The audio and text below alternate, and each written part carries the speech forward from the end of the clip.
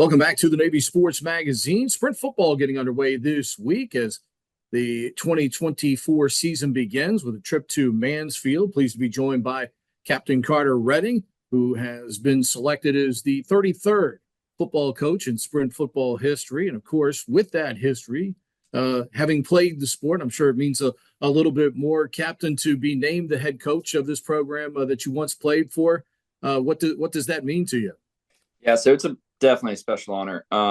For me, just applying for this job was a pretty incredible opportunity I had, and then it was a blessing to get it. More than anything, though, it really feels like an honor.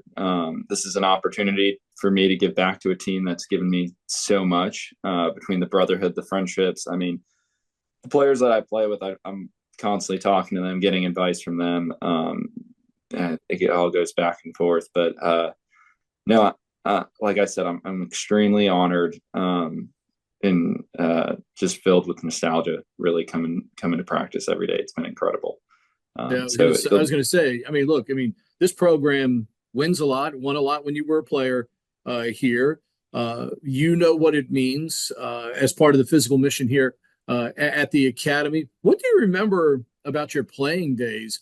Obviously, having success, but more importantly, as you mentioned, that brotherhood and being able to tap into that brotherhood, to aid these young men that you're about to go coach now.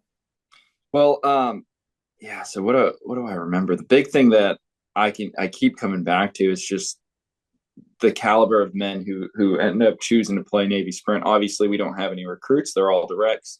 With that, we don't get a lot of when people leave this academy or when they graduate and commission.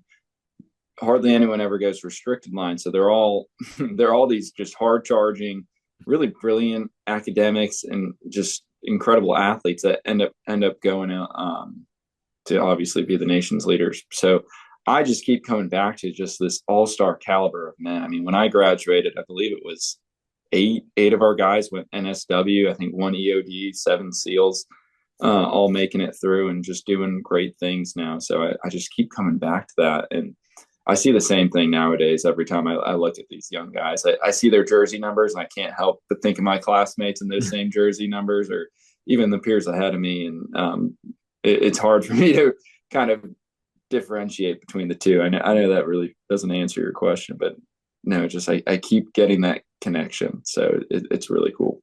You went Marine Corps, and with both football programs that we have at the United States Naval Academy, a lot of these young men choose Marine Corps. Is it coincidental, or what is it about that mentality of the football player that usually goes on to make a very good United States Marine?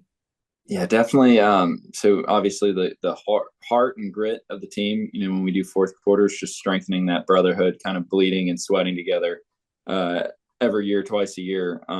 We do those fourth quarters. That really kind of kicks it off. And then just having the Marine Corps leadership between our OREP, EREP, myself, this is the only position on the yard that is a Marine Corps billet. So I think getting that exposure and that experience, just having to, interact with someone where we treat the team like a family. So you just have that personal connection with the players. So I think that's a special way to do this. And I think it's strengthened our relationship between the Marine Corps and the Naval Academy, because I ideally, and, I'll speak about my predecessor, Alfonso Matus, Major Matus. He was so incredible. I think it was 16 Marines, or there were, 16 of the 22 graduates last year all went Marine Corps.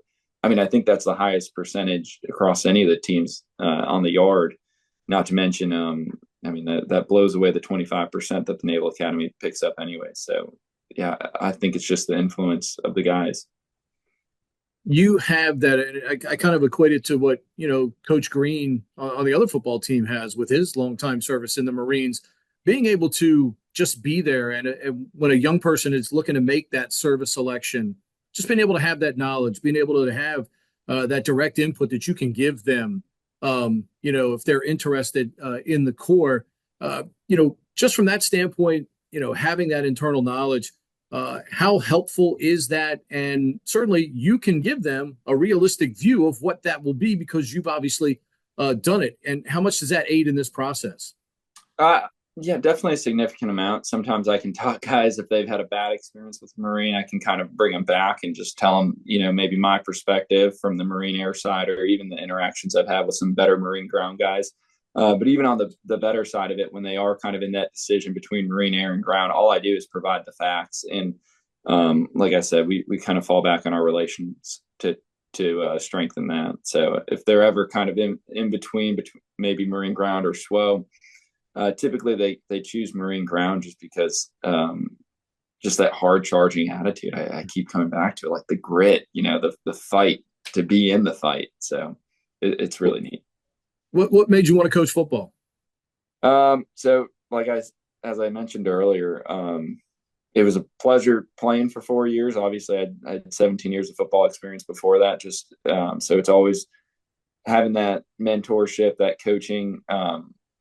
Has always been a bucket list on mine, and that's something I've always been paid close attention to. Even watching this team, things that I do differently. I've taken good coaches and bad coaches in the past, and I've seen those bad examples, and it's something that I've learned from and want to give the guys. Obviously not those bad examples, but to take those lessons I've learned and just apply it and give these players, these men, really the best chance to succeed. And I think that's kind of always driven me to be a coach, to be in that mentorship position. I was gonna say competition seems something you thrive on. I mean, I know you enjoy like pickleball, triathlon, which is an amazing experience. Anybody that even finishes a triathlon, goes to an even higher rent district in my mind, just because of the physical challenges that come with it. But is that also part of it? Just that the juice of being a competitor and wanting to try something different here as well? Oh, absolutely. I mean, yeah, the triathlons were fun. I actually did that when I was a TAD that summer 2016. So as I was coaching for the 2016 football season, it was the 2017 grads. I stuck around for the full season to get another year of coaching there. But yeah, we did.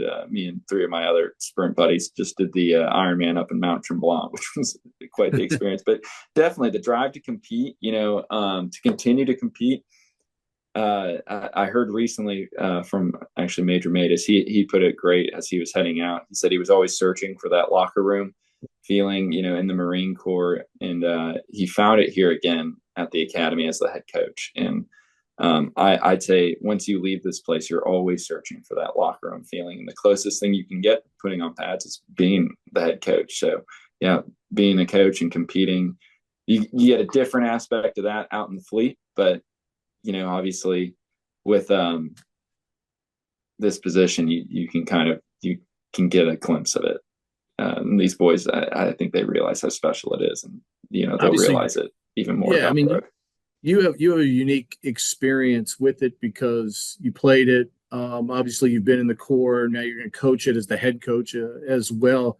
But can you what's your description of the Brotherhood and what it means and those lifelong bonds and friendships, and if it came to it, the willingness to sacrifice to save the life of one of your brothers out there, because it's a very unique experience.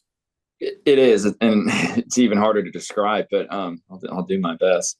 Yeah, you mentioned that sacrifice part, and even the brotherhood. Sometimes it doesn't feel like brothers is a strong enough word for it, because I've got siblings, and honestly, my relationship with the guys on the team is better than in any relationship I have with my siblings. Not to say that it's a bad relationship, but it's just that much stronger. And it's being with them day in, day out, being through the harshness of the academy, where it's not always as forgiving as you want it to be, but just being together with these guys and going through everything. I mean, we're constantly in each other's lives. I mean, one of my best friends, Danny Gilmore, who I graduated with, just had his first child, and we're sending books to each other, pictures. He just got out of the hospital. He's telling me about the experience. It's a special thing, and we all have our group chats, and there's no such thing as cliques on our team. Like it's a 70-man roster now. It's 65 when I played, and it's 65 brothers that you have, and so. Like I said, I don't I don't know if that's a strong enough word for it, but yeah, it's just being with people through the grind. Yep, no doubt about it. Coach, appreciate you taking some time for us. Best of luck to you and your team as you get the journey started at Mansfield this coming Saturday. Absolutely. We'll kick it off with a bang. Thank you.